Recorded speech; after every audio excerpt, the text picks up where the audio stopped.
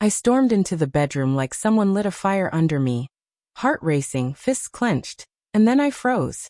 Right there, tangled up in the sheets I'd bought on our first trip together, were two bodies. Cozy, intimate, familiar, but horrifying. One of them, I knew better than I knew myself. Every curve, every freckle, every breath. The other? A half-naked stranger with a ridiculous mustache, looking like a bad extra in a jungle movie. Let me rewind. I'm Victor, 35. A military officer who's given just about everything to serve his country, including any real shot at a love life. That's always been the deal. Duty first, heart second. Then Natalie walked into my life. We met at a government civilian event. Mutual acquaintances, free drinks, awkward introductions. She wore a pink dress that barely clung to reason, let alone her curves, and I swear something ancient in me stirred the moment she smiled. I asked her to dance, expecting nothing, but never really let her go after that night. 6 months in, we made it official. 7 months later, we adopted a cat. 1 year passed and sleep became a myth. Life was chaotic, warm, messy, and ours. The idea of kids was always hovering around, but never quite landing. My job had me gone for months. Sometimes 3, sometimes 6. I'd come home drained, arms full of gifts, ready to be hers again. And she always made it seem like she was waiting. Or maybe I just wanted to believe she was.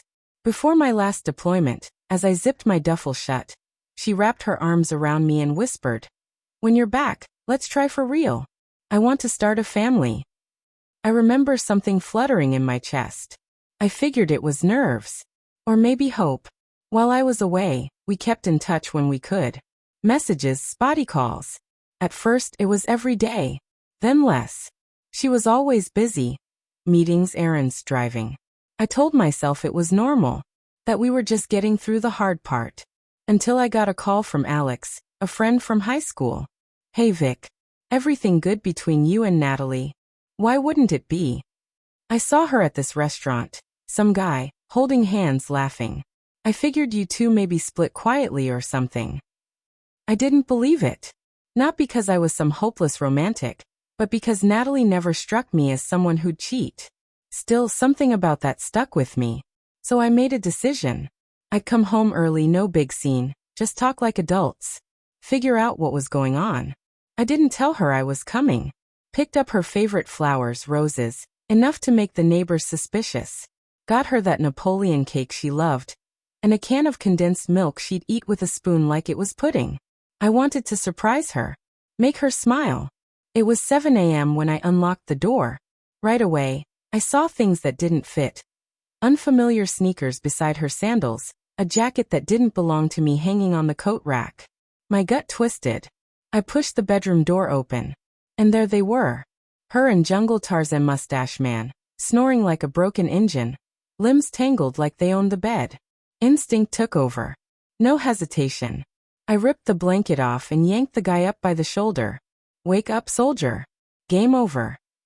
He tried to move. Didn't get far. My fist introduced itself. Once, maybe twice, maybe more. I only stopped when I heard her scream. "Victor, are you insane? What are you doing here this early?" And that was it. That's when I broke. "Early?" I spat. "You want to talk about early? I came home early to surprise you. Brought cake, flowers, the whole damn cliché. And you're here, playing house with some random guy? That's what I come home to, Natalie." She looked at me like I was the one who'd messed up. Shaking, she said, "What did you expect from me? I'm not a robot. I wanted more than calls and missed birthdays. I want a real life Victor, a husband who's here, a home, a family."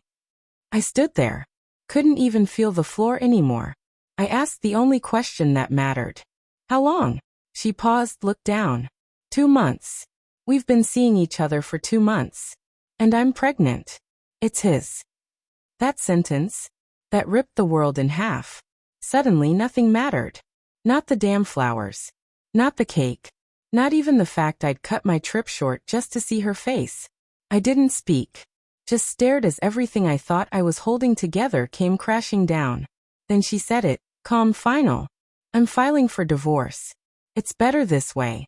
For both of us." And that was it.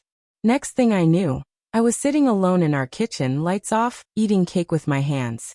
Didn't even bother with a fork. I'd spent years trying to balance it all. Country, love, loyalty, duty. But life doesn't work that way. It demands choices. A year has passed since that morning. I'm still in uniform. Still showing up. But now there's no Natalie. Just me and a border collie I named Vicky. She's sharp, sweet, and the most loyal soul I've ever known. Never leaves my side. Never asks for more than I can give. As for Natalie, she made her choice. I let her go.